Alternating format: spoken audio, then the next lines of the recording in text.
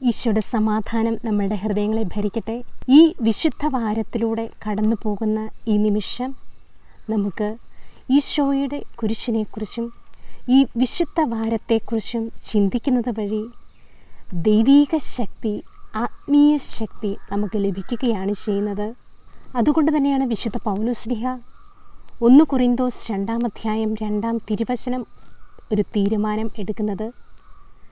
നമ്മുടെ കർത്താവിനെ അറിഞ്ഞ ശേഷം വിശുദ്ധ പൗലോസ്ലീഹ പറയുകയാണ്, നിങ്ങളുടെ ഇടയിലായിരുന്നപ്പോൾ യേശുക്രിസ്തുവിനെക്കുറിച്ചല്ലാതെ, അതും ക്രൂശിതനായവനെക്കുറിച്ചല്ലാതെ മറ്റൊന്നിനെക്കുറിച്ചും അറിയേണ്ടതില്ലെന്ന് ഞാൻ തീരുമാനിച്ചു. ഈ ഒരു തീരുമാനം ദൈവത്തെ കൂടുതൽ അറിയാൻ ആഗ്രഹിക്കുന്നവർ, ഈശോയ്ക്ക് വേണ്ടി പൂർണ്ണമായിട്ട് ജീവിക്കാൻ ആഗ്രഹിക്കുന്നവർ എടുത്താൽ അനേക ദൈവിക രഹസ്യങ്ങൾ നമുക്ക് ലഭിക്കുകയും ആത്മീയ ശക്തി ലഭിക്കുകയും ചെയ്യും. കാരണം നമ്മുടെ കർത്താവിൻ്റെ കുരിശാണ് നമ്മുടെ ഓരോരുത്തരുടെയും രക്ഷ.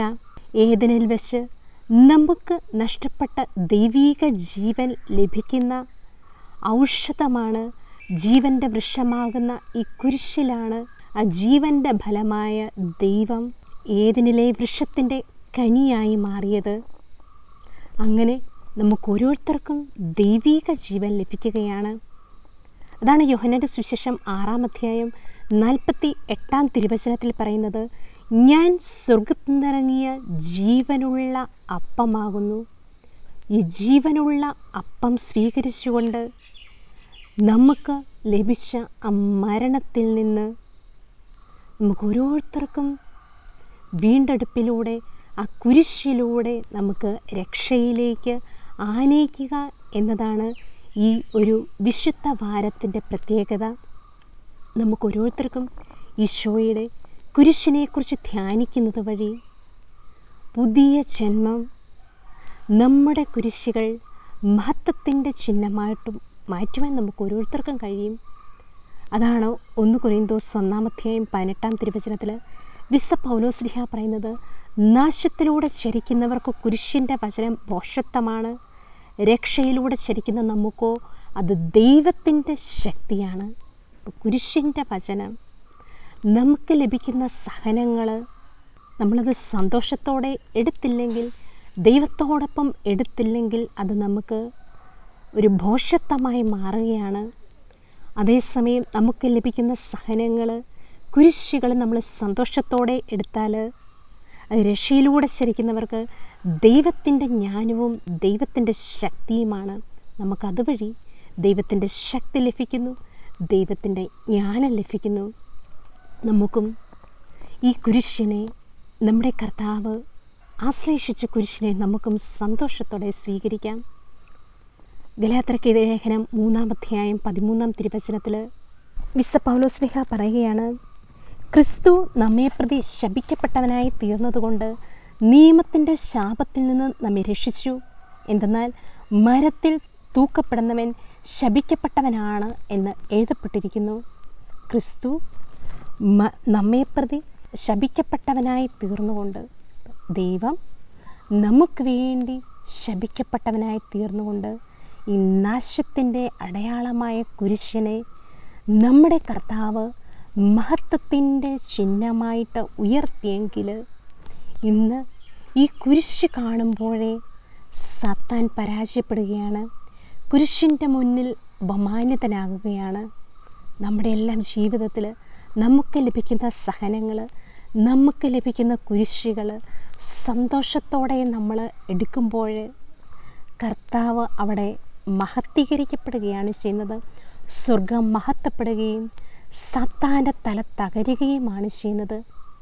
കുരിശിലൂടെയാണ് നമുക്ക് രക്ഷ ലഭിക്കുന്നത്.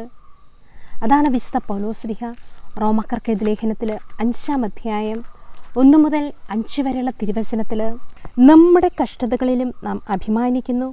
എന്തെന്നാൽ കഷ്ടത സഹനശീലവും, സഹനശീലം ആത്മധൈര്യവും, ആത്മധൈര്യം പ്രത്യാശയും ഉളവാക്കുന്നു.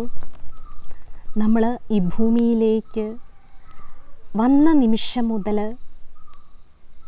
നമ്മൾ ഓരോരുത്തരും പ്രഭാഷകൻ്റെ പുസ്തകം പറയുന്നത് പോലെ 40-ാം അധ്യായം 1-ാം തിരുവചനത്തിൽ ഓരോരുത്തർക്കും ധാരാളം ജോലി നിശ്ചയിക്കപ്പെട്ടിട്ടുണ്ട്.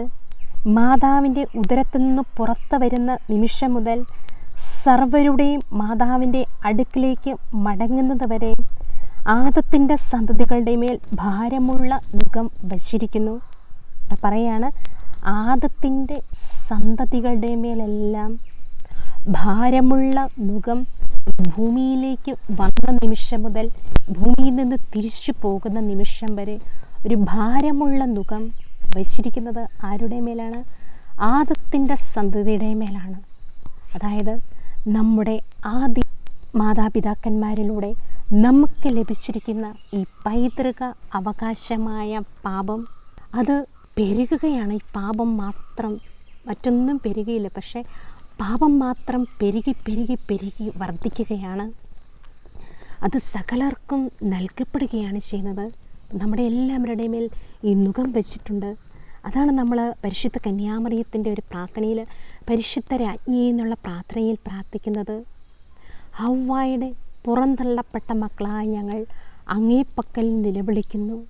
നമ്മൾ ഹവ്വയിൽ നിന്ന്, ദൈവരാജ്യത്തിൽ നിന്ന് പുറന്തള്ളപ്പെട്ടവരായി നമ്മൾ പരിശുദ്ധ കന്യാമറിയത്തിലൂടെ ദൈവത്തിൻ്റെ രക്ഷാകര കർമ്മം ദൈവം പൂർത്തിയാക്കാൻ ഇടയാക്കിയ പരിശുദ്ധ കന്യാമറിയത്തിൻ്റെ ഇതാ കർത്താവിൻ്റെ ദാസിയിലൂടെ നമ്മൾ ദൈവരാജ്യത്തിലേക്ക് വിളിക്കപ്പെടുകയാണ് ചെയ്യുന്നത്. അപ്പോൾ ഓരോ പാപവും നമ്മൾ ഉപേക്ഷിക്കുമ്പോൾ ദൈവമക്കളുടെ സ്ഥാനത്തേക്ക് ഉയർത്തപ്പെടുകയാണ്. ആദത്തിൻ്റെ സന്തതിയിൽ നിന്ന് നമ്മൾ ക്രിസ്തുവാകുന്ന രണ്ടാം ആദത്തിലേക്ക് നമ്മൾ കടക്കപ്പെടുകയാണ് ചെയ്യുന്നത്. അതാണ് യോഹന്നാൻ്റെ സുവിശേഷം 3-ാം അധ്യായം 3-ാം തിരുവചനത്തിലും 5-ാം തിരുവചനത്തിലും എല്ലാം പറയുന്നത്. വീണ്ടും ജനിക്കുന്നില്ലെങ്കിൽ ഒരുവന് ദൈവരാജ്യത്തിൽ പ്രവേശിക്കാൻ സാധ്യമല്ല. നമ്മൾ ജലത്താലും ആത്മാവിനാലും പരിശുദ്ധാത്മാവിലും ദൈവവചനത്തിലൂടെ നമ്മൾ ജനിക്കുന്നത് വഴി നമ്മൾ ഈ ആദത്തിൻ്റെ സന്തതിയിൽ നിന്ന് ക്രിസ്തുവിൻ്റെ സന്തതിയിലേക്ക് ഉയർത്തപ്പെടുകയാണ്. ഹവ്വയിൽ നിന്ന് പരിശുദ്ധ കന്യാമറിയത്തിലേക്ക് നമ്മൾ ഓരോരുത്തരും ഉയർത്തപ്പെടുകയാണ്. അവർ ഈ ശാപം, മരണം ലോകത്തിലേക്ക് കൊണ്ടുവന്നെങ്കിൽ നമ്മുടെ കർത്താവും പരിശുദ്ധ കന്യാമറിയവും കൃപയും സത്യവും നിത്യജീവനും നമുക്കായിട്ട് നേടിത്തരികയാണ് ചെയ്യുന്നത്. അതാണ് കർത്താവിൻ്റെ കൃപ നമ്മൾ സ്വീകരിക്കുന്നത് വഴി പാപത്തോട് നമ്മൾ ഓരോരുത്തരും വിട പറയുകയാണ്. റോമാക്കാർക്ക് ലേഖനം 6-ാം അധ്യായം 22-ാം തിരുവചനത്തിൽ, എന്നാൽ ഇപ്പോൾ നിങ്ങൾ പാപത്തിൽ നിന്നും മോചിതരായി ദൈവത്തിന് അടിമകളായിരിക്കുകയാൽ നിങ്ങൾക്ക് ലഭിക്കുന്നത് വിശുദ്ധീകരണവും അതിൻ്റെ അവസാനം നിത്യജീവനുമാണ്. നമ്മൾ ഓരോരുത്തരും പാപത്തിൽ നിന്ന് മോചിതരായി കഴിയുമ്പോഴാണ് ദൈവത്തിന് അടിമകളായിത്തീരുന്നത്. അതിൽ നിന്ന് നമ്മൾ ഓരോരുത്തരും ആദത്തിൻ്റെ സന്തതിയുടെ മേൽ വയ്ക്കപ്പെട്ടിരിക്കുന്ന നുകം, പാപമാകുന്ന ആ ഭാരം കർത്താവിൻ്റെ കൃപയിലേക്ക് നമ്മൾ ഓരോരുത്തരും വരുമ്പോൾ എടുത്തു മാറ്റപ്പെടുകയാണ്. സഹനങ്ങളിൽ നിന്ന് ഒരു മോചനം. നമ്മൾ എന്തിനു വേണ്ടിയാണ് സഹിക്കുന്നത്? നമ്മുടെ ശരീരത്തിൻ്റെ എല്ലാ അഭിലാഷങ്ങളും ഇല്ലെന്നായി ആത്മാവിൻ്റെ രാജ്യത്തിലേക്ക് കടക്കാൻ വേണ്ടിയാണ്. മഹത്വീകരിക്കപ്പെട്ട ശരീരമായി രൂപാന്തരപ്പെടുവാൻ വേണ്ടിയാണ് നമ്മൾ ഓരോരുത്തരും സഹിക്കുന്നത്. ഈ സഹനത്തിലൂടെ നമ്മളുടെ സ്വഭാവം രൂപീകരിക്കപ്പെടുകയും ആ ദൈവിക സ്വഭാവത്തിൽ നമ്മൾ ഓരോരുത്തരും പങ്കുകാരാകുകയുമാണ് ചെയ്യുന്നത്. അതാണ് 2 പത്രോസ് 1-ാം അധ്യായത്തിൽ 3-4 തിരുവചനത്തിൽ നമ്മളെ ഓരോരുത്തരെയും കർത്താവ് വിളിച്ചിരിക്കുന്നത് ദൈവിക സ്വഭാവത്തിൽ പങ്കുകാരാകാനും ദൈവമഹത്വത്തിലേക്ക് പ്രവേശിപ്പിക്കുവാനും വേണ്ടിയാണ് ഈ സഹനങ്ങളെല്ലാം നമ്മുടെ ജീവിതത്തിൽ തരുന്നത് നമ്മുടെ കർത്താവ്. ഈ വിശുദ്ധ വാരത്തിലൂടെ കടന്നു പോകുമ്പോൾ നമ്മുടെ ദൈവമായ കർത്താവ് ഗെത്സെമനിൽ പ്രാർത്ഥിക്കുകയാണ്. ലൂക്കായുടെ സുവിശേഷം 22-ാം അധ്യായം 38 മുതൽ 45 വരെയുള്ള തിരുവചനത്തിൽ ഈ ശരീരത്തിൽ അവിടത്തേക്ക് സഹിക്കാൻ വളരെയേറെ ബുദ്ധിമുട്ടായിരുന്നു. നമ്മുടെ കർത്താവ് പ്രാർത്ഥിക്കുന്ന, കർത്താവേ, കഴിയുമെങ്കിൽ ഈ പാനപാത്രം എന്നിൽ നിന്ന് അകറ്റണമേ, എങ്കിലും എൻ്റെ ഇഷ്ടമല്ല അവിടുത്തെ ഇഷ്ടം നിറവേറട്ടെ. ഈശോ പ്രാർത്ഥിക്കുന്നുണ്ട്. എന്നിട്ട് ദൈവം ആ രക്തം വിയർത്ത് പ്രാർത്ഥിച്ചു കഴിഞ്ഞപ്പോൾ കർത്താവ് ശരീരത്തെ കീഴ്പ്പെടുത്തുകയാണ് ചെയ്യുന്നത്. എന്നിട്ട് അവിടുന്ന് ആ ദൈവം സജ്ജമാക്കിയ ആ ശരീരം, ഹെബ്രായർക്ക് ലേഖനം 10-ാം അധ്യായം 5 മുതൽ 10 വരെയുള്ള തിരുവചനത്തിൽ അവിടുന്ന് ലോകത്തിലേക്ക് വന്നു കഴിഞ്ഞപ്പോൾ ബലികളിലും കാഴ്ചകളിലും അവിടുന്ന് പ്രസാദിച്ചില്ല. അപ്പോൾ അവിടെ പറയാണ്, അവിടുന്ന് എനിക്കൊരു ശരീരം സജ്ജമാക്കിയിരിക്കുന്നു. എന്തിനു വേണ്ടിയാണ് ദൈവം മനുഷ്യനായിട്ട് അവതരിച്ചത്? ഈ ശരീരം ദൈവം എന്തിനാണ് നൽകിയത്? ഈ ശരീരത്തിൽ പീഡ സഹിച്ചുകൊണ്ട് നമ്മൾ ഓരോരുത്തരും ശരീരത്തിലൂടെ വന്ന പാപം, മരത്തിലൂടെ വന്ന പാപം മരത്തിൽ തീർക്കുവാൻ, ശരീരത്തിലൂടെ വന്ന പാപം ശരീരത്തിൽ തീർക്കുവാൻ അവിടുന്ന് ഈ ശരീരത്തിൻ്റെ രൂപത്തിൽ വരികയാണ്. അവിടുന്ന് ഈ പീഡകൾ സഹിച്ചുകൊണ്ട് ഗെത്സെമനയിൽ വെച്ച് അവിടുന്ന് ശരീരത്തെ കീഴ്പ്പെടുത്തി പിതാവായ ദൈവത്തിൻ്റെ ഹിതത്തിന് കീഴ്വഴങ്ങി പറയാണ്, ദൈവമേ, അവിടുത്തെ ഇഷ്ടം നിറവേറ്റുവാൻ ഇതാ ഞാൻ വന്നിരിക്കുന്നു. സങ്കീർത്തനങ്ങളുടെ പുസ്തകം 40-ാം അധ്യായം 6 മുതൽ 8 വരെയുള്ള തിരുവചനത്തിലെല്ലാം പറയാണ്, പുസ്തക ചുരുളിൽ എന്നെക്കുറിച്ച് എഴുതപ്പെട്ടിരിക്കുന്നു. ദൈവമേ, അവിടുത്തെ ഇഷ്ടം നിറവേറ്റുകയാണ് എൻ്റെ സന്തോഷം. എന്തായിരുന്നു ദൈവത്തിൻ്റെ ഇഷ്ടം നിറവേറ്റുക എന്നുള്ളത്? ഈ ശരീരത്തിൽ പീഡ സഹിക്കുക എന്നുള്ളതായിരുന്നു. നമ്മുടെ ആഗ്രഹങ്ങളെ ത്യജിക്കുക. ഇതുവഴി നമ്മുടെ ശരീരം ആ മഹത്വമുള്ള ശരീരമായി, ഗ്ലോറിയസ് ബോഡിയായിട്ട് രൂപാന്തരപ്പെടും. അതാണ് പൗലോസ്ലീഹ ഫിലിപ്പിയർക്ക് ലേഖനം 3-ാം അധ്യായം 21-ാം തിരുവചനത്തിൽ, സകലത്തെയും തനിക്ക് കീഴ്പ്പെടുത്താൻ കഴിയുന്ന ശക്തി വഴി അവൻ നമ്മുടെ ദുർബല ശരീരത്തെ തൻ്റെ മഹത്വമുള്ള ശരീരം പോലെ രൂപാന്തരപ്പെടുത്തിയെടുക്കും. ഈ ഒരു വിളിയിലേക്കാണ് നമ്മൾ ഓരോരുത്തരും വന്നിരിക്കുന്നത്. ഈശോ തൻ്റെ ശരീരവും തൻ്റെ എല്ലാം പിതാവായ ദൈവത്തിൻ്റെ ഹിതത്തിന് സമർപ്പിച്ചുകൊണ്ട് ആ നാശത്തിൻ്റെ അടയാളത്തെ സന്തോഷത്തോടെ സ്വീകരിച്ചുകൊണ്ട് മഹത്വത്തിൻ്റെ ചിഹ്നമായി മാറ്റുകയാണ്. ഇത് തന്നെയാണ് പരിശുദ്ധ കന്യാമറിയത്തിൻ്റെ ജീവിതത്തിൽ സംഭവിച്ചത്. മാതാവാകട്ടെ ആ തൻ്റെ ശരീരം ദൈവഹിതത്തിന് പൂർണ്ണമായിട്ട് വിട്ടുകൊടുക്കുകയാണ്. മാതാവ് പറയാണ്, ഇതാ കർത്താവിൻ്റെ ദാസി, നിൻ്റെ വാക്ക് എന്നെ നിറവേറട്ടെ. നമ്മൾ ഓരോരുത്തരും നമ്മുടെ ഹിതം നിറവേറ്റാതെ ദൈവഹിതത്തിന് പരിപൂർണമായിട്ട് നമ്മൾ കീഴ്വഴങ്ങുമ്പോഴാണ് കർത്താവിൻ്റെ കൃപ നമ്മളിൽ ഓരോരുത്തരിലും പ്രവർത്തിക്കുന്നത്. നമ്മൾ ഓരോരുത്തരും കർത്താവിൻ്റെ കൃപയുടെ പാത്രങ്ങളായിട്ട് മാറുന്നത്. പരിശുദ്ധ കന്യാമറിയം ദൈവകൃപാ പാത്രമായി മാറി ദൈവഹിതത്തിന് പൂർണ്ണമായിട്ട് കീഴ്പ്പെട്ടപ്പോൾ, അതാണ് ഗബ്രിയേൽ മാലാഖ മറിയത്തെ അഭിസംബോധന ചെയ്യുന്നത്. ലൂക്കാ 1:28, ദൈവകൃപ നിറഞ്ഞവളേ സുസ്തി, കർത്താവ് നിന്നോടുകൂടെ. നമ്മളും ഈ സഹനങ്ങളെല്ലാം സന്തോഷത്തോടെ ദൈവത്തോടൊപ്പം എടുത്താൽ, അതാണ് യാനത്തിൻ്റെ പുസ്തകം 8-ാം അധ്യായം 3-4 തിരുവചനത്തിൽ, ദൈവത്തോടൊത്ത് ജീവിച്ച് തൻ്റെ കുലീന ജന്മം അവൾ മഹത്വപ്പെടുത്തി. നമ്മളും നമുക്ക് ലഭിച്ചിരിക്കുന്ന ഈ കുലീന ജന്മം ദൈവത്തോടൊപ്പം നമ്മൾ എടുത്താൽ ആ കൃപയുടെ പാത്രങ്ങളായിട്ട് മാറും. അതാണ് വിശുദ്ധ പൗലോസ്ലീഹ റോമാക്കാർക്ക് ലേഖനം 9-ാം അധ്യായത്തിൽ 23-ാം തിരുവചനത്തിൽ, അത് താൻ മഹത്വത്തിനായി മുൻകൂട്ടി തയ്യാറാക്കിയിരിക്കുന്ന കൃപാപാത്രങ്ങൾക്ക് വേണ്ടിയുള്ള തൻ്റെ മഹത്വത്തിൻ്റെ സമ്പത്ത് വെളിപ്പെടുത്താൻ വേണ്ടിയാണ്. അപ്പം ദൈവത്തിൻ്റെ മഹത്വത്തിൻ്റെ സമ്പത്ത് വെളിപ്പെടുത്തുന്നത് താൻ തിരഞ്ഞെടുത്ത കൃപാപാത്രങ്ങളിലൂടെയാണ്. എന്താണ് ദൈവത്തിൻ്റെ മഹത്വത്തിൻ്റെ സമ്പത്ത്? അത് ഏറ്റവും വലിയ സമ്പത്ത് എന്താണ്? ലോകസ്ഥാപനം മുതൽ നിഗൂഢമായ ദൈവിക രഹസ്യങ്ങൾ, ദൈവിക സമ്പത്ത് എന്തായിരുന്നു? അവിടുത്തെ പീഡാനുഭവവും കുരിശുമരണവും ഉത്ഥാനവും. നമുക്ക് വേണ്ടി അവിടുന്ന് ഏറ്റവും വലിയ വിരുന്നായ പരിശുദ്ധ കുർബാന നൽകിക്കൊണ്ട്, പരിശുദ്ധ കുർബാനയായി മാറിക്കൊണ്ട് നമ്മളോടൊപ്പം വസിക്കുന്ന ആ ദൈവം നമ്മളെ തൻ്റെ മഹത്വത്തിലേക്ക് കയറ്റുവാൻ വേണ്ടിയായിരുന്നു, തൻ്റെ മഹത്വത്തിലേക്ക് രൂപാന്തരപ്പെടുത്താൻ വേണ്ടിയാണ് അവിടുന്ന് ഈ പാടുപീഡകളെല്ലാം സഹിച്ചത്. അപ്പോൾ നമ്മൾ കർത്താവിൻ്റെ ആ മഹത്വത്തിലേക്ക് കടന്നു വരണമെങ്കിൽ, മഹത്വം മനസ്സിലാക്കണമെങ്കിൽ ഈശോയുടെ പീഡാസഹനങ്ങളെക്കുറിച്ച് ചിന്തിക്കണം, ധ്യാനിക്കണം. ഇത് തന്നെയാണ് അനേക വിശുദ്ധർ എല്ലാ ദിവസവും ഈശോയുടെ പീഡാസഹനങ്ങളെക്കുറിച്ച് ചിന്തിച്ചിരുന്നു.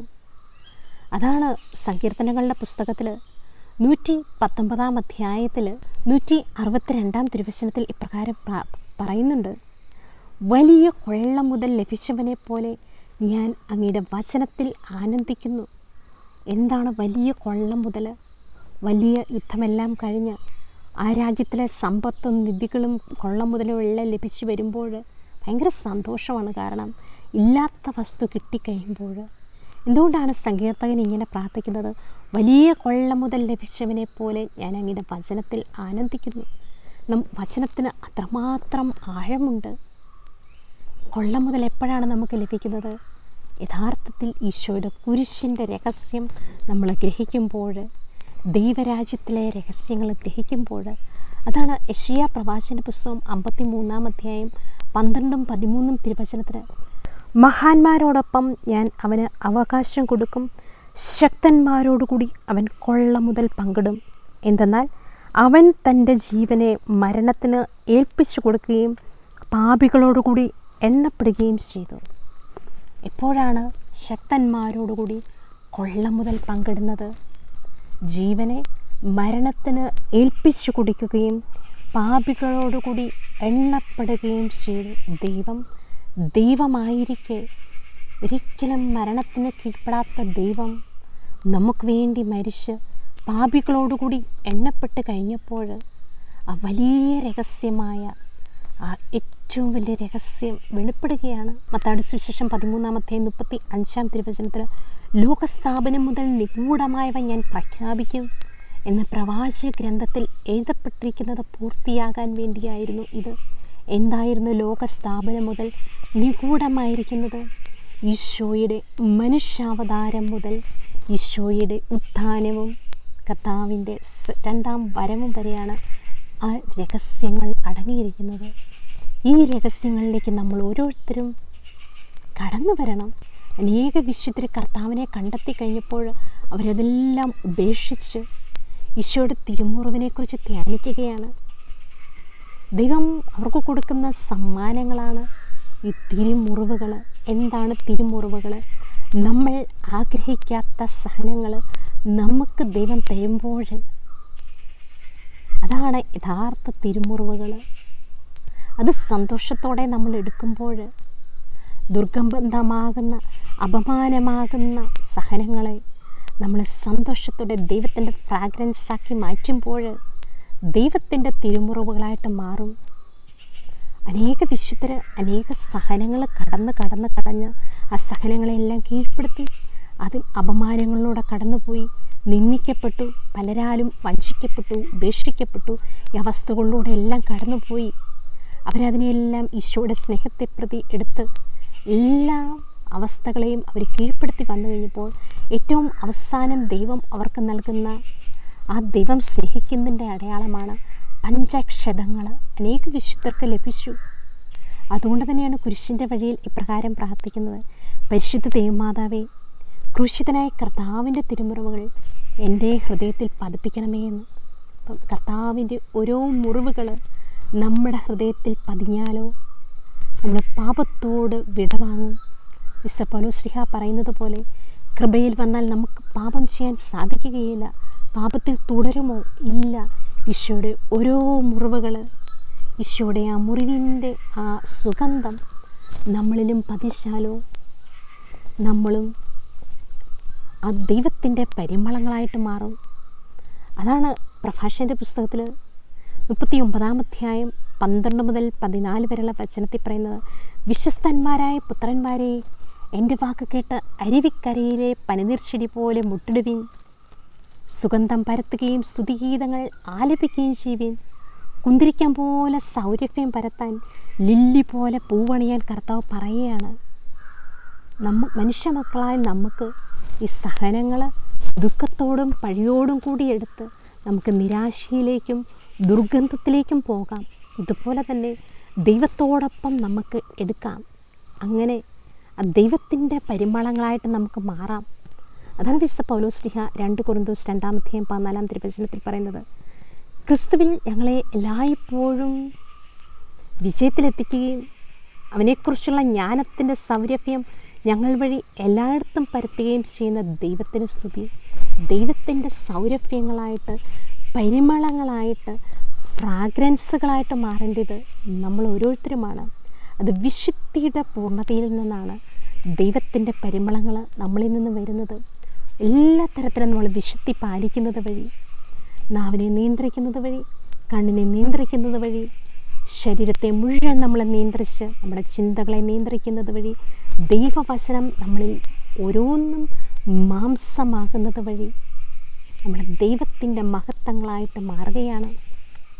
യോഹന്നാൻ്റെ സുവിശേഷം 1:14 വചനം മാംസമായപ്പോൾ, അതായത് ദൈവം മനുഷ്യനായി അവതരിച്ചപ്പോൾ ദൈവത്തിൻ്റെ മഹത്വം ദർശിക്കുകയാണ്. എല്ലാ മനുഷ്യരും ആ മഹത്വത്തിലേക്ക് ആകർഷിക്കുകയാണ്.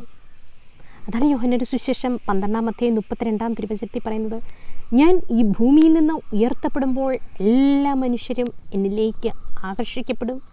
കുരിശിൽ കർത്താവ് പീഡകൾ സഹിച്ചപ്പോൾ എല്ലാവരും ആ കുരിശിലേക്ക് ആകർഷിക്കപ്പെടുകയാണ് ചെയ്യുന്നത്.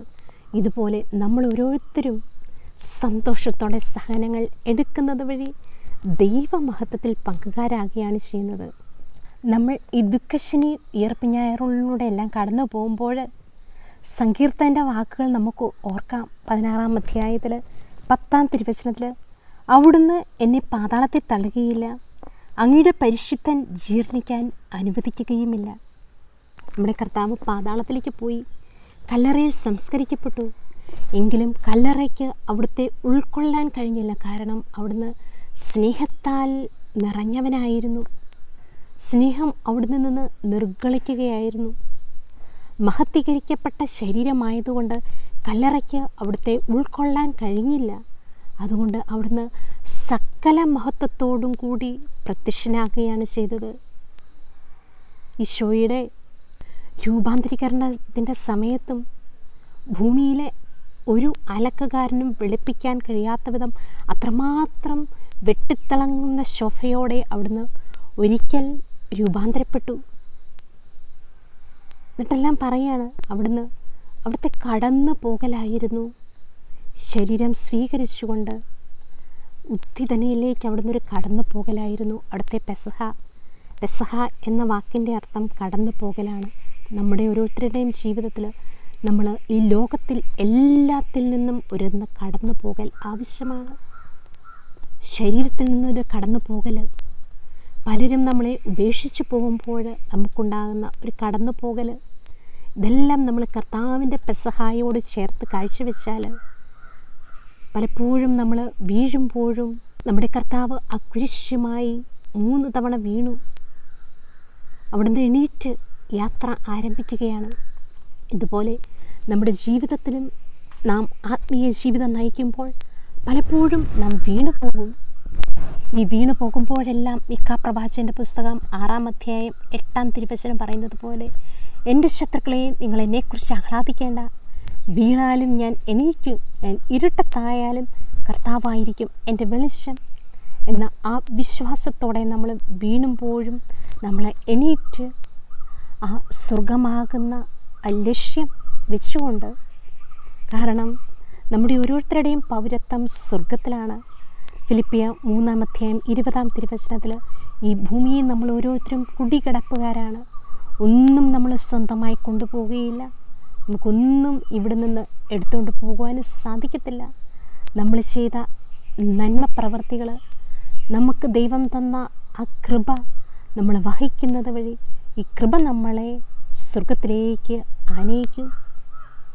അതുകൊണ്ട് ഈ മഹത്വീകരിക്കപ്പെട്ട ശരീരവുമായി കർത്താവിനെ മുഖാഭിമുഖം ദർശിക്കുവാൻ ദൈവം തരുന്ന സഹനങ്ങൾ സന്തോഷത്തോടെ എടുത്തുകൊണ്ട് ഉയർപ്പ് ഞായറാഴ്ച കർത്താവ് സർവമഹത്വത്തോടുകൂടി ഉയർത്തതുപോലെ ഈ നോമ്പ് കാലത്തിൽ നമ്മൾ ആചരിച്ച ആ വിശുദ്ധ ജീവിതം നമ്മൾ വീണ്ടും ഒന്നും കൂടെ ഉയർപ്പിൻ്റെ മഹത്വത്തോടുകൂടി കൊളോസ്യർക്കെതിരെ ലേഖനം 3-ാം അധ്യായം 1 മുതൽ 3 വരെയുള്ള തിരുവചനത്തിൽ ഉന്നതത്തിലുള്ളവയെ ലക്ഷ്യം വെച്ചുകൊണ്ട് നമുക്ക് മുന്നേറാം. ദൈവം നമുക്ക് തന്ന മുറിവുകളെ, കുരിശുകളെ, സഹനങ്ങളെ സന്തോഷത്തോടെ എടുത്തുകൊണ്ട് അവ ദൈവമഹത്വമാക്കി നമുക്ക് ഓരോരുത്തർക്കും മാറ്റാം. നമ്മുടെ ഭാരതത്തിലെ ആദ്യത്തെ വിശുദ്ധയായ അൽഫോൻസാമയ്ക്ക് കോൺവെൻ്റ് ചേർന്ന നാൾ മുതൽ രോഗം കീഴ്പ്പെടുത്തി. അൽഫോൻസാമ അതിനെ പഴിക്കാതെ ആ രോഗത്തെ ഏറ്റവും മഹത്തമായി ദൈവം തന്ന അടയാളമായി സ്വീകരിച്ചുകൊണ്ട് അതിനെ മഹത്വപ്പെടുത്തിയത് കൊണ്ടാണ് ആ വിശുദ്ധയുടെ അടുത്ത് ഇന്ന് ചെല്ലുമ്പോൾ അനേകർക്ക് രോഗശാന്തി ലഭിക്കുന്നത്. വേണമെങ്കിൽ അൽഫോൻസാമയ്ക്ക് രോഗങ്ങളെ പരാതിയോടെ എടുക്കാമായിരുന്നു. പക്ഷേ അൽഫോൻസാമ അതിനെ സന്തോഷത്തോടെ എടുത്ത് ദൈവത്തിൻ്റെ മഹത്വത്തിന് വേണ്ടി കാഴ്ചവെച്ച് ദൈവത്തിൻ്റെ പരിമളമായി മാറിയത് കൊണ്ടാണ് ഇന്ന് ആ കല്ലറയിൽ ചെല്ലുന്ന അനേകർ ദൈവത്തിൻ്റെ പരിമളം സ്വീകരിച്ചുകൊണ്ട് രോഗശാന്തി ലഭിച്ചുകൊണ്ട് തിരിച്ചു പോകുന്നത്. നമ്മളെല്ലാം അങ്ങനെ തന്നെയാണ്. ആരും ഈ ഭൂമിയിൽ വിശുദ്ധരായി സൃഷ്ടിക്കപ്പെട്ടവരല്ല. ദൈവം നമുക്ക് തന്ന കൃപകളോട് ഉത്തരവാദിത്വപൂർവ്വം നാം പ്രവർത്തിക്കുമ്പോഴാണ് നമ്മൾ വിശുദ്ധരായി മാറുന്നത്. കൃപകളോട് നമ്മൾ അവിശ്വസ്തത പുലർത്താതെ വിശ്വസ്തയോടെ ദൈവം തന്നവയെ നമുക്ക് 10 മടങ്ങായി വർദ്ധിപ്പിക്കാം. ഒരു ഉപമ പറയുന്നുണ്ട്. മത്തായിയുടെ സുവിശേഷം 25-ാം അധ്യായത്തിൽ 13 മുതലുള്ള തിരുവചനത്തിൽ ആ 10 താലന്തുകളുടെ ഉപമ പറയുന്നുണ്ട്. ദൈവം ചിലർക്ക് 5 താലന്ത് കൊടുത്തു, ചിലർക്ക് 2 കൊടുത്തു, ചിലർക്ക് 1 താലന്ത് കൊടുത്തു. എന്നിട്ട് ദൈവമായ കർത്താവ് തിരിച്ചു വന്നു കഴിയുമ്പോൾ 5 താലന്ത് കൊടുത്തവൻ അത് 10ആയി വർദ്ധിപ്പിച്ചു, 2 കൊടുത്തവൻ 4ആയി വർദ്ധിപ്പിച്ചു, 1 കൊടുത്തവനാകട്ടെ കുഴിച്ചിട്ടു. ദൈവം പ്രശംസിക്കുന്ന ആരെയാണ്? വർദ്ധിപ്പിച്ചവരെയാണ്. നമുക്കും ദൈവം തന്ന താലന്തുകൾ, ദൈവം നമുക്ക് തന്ന കൃപ നമുക്ക് വർദ്ധിപ്പിക്കാം. നമ്മുടെ അനുദിനമുള്ള പ്രാർത്ഥനകൾ, ദൈവവചനം വായന, പരിശുദ്ധ കുർബാന സ്വീകരണം, ഇവയിലൂടെ പാപത്തിൽ നിന്നുള്ള ഒരു ഓടിയകൽ, പാപത്തിൽ നിന്ന് നമ്മൾ വിട്ടു നിൽക്കുന്നത് വഴി നമുക്ക് തന്ന ആ താലന്തുകളെ വർദ്ധിപ്പിച്ച് ദൈവമഹത്വത്തിലേക്ക് നമുക്ക് പ്രവേശിപ്പിക്കാം.